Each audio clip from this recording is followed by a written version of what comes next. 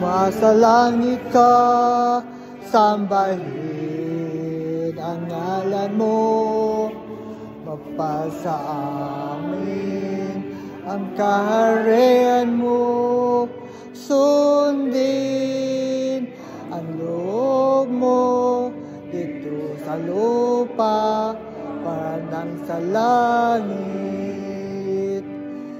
Bigyan mo kami ngayon ang aming kakanin sa araw-araw.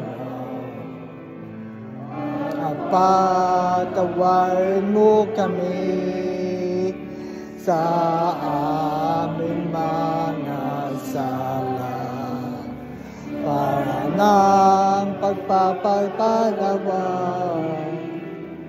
Sana napatala sa amin at huwag mo kaming ipahintulot sa tukso, at idiyan mo kami sa lahat na masama.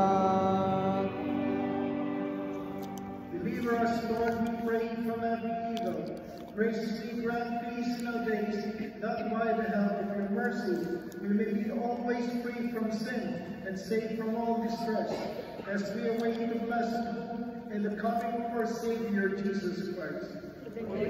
The power and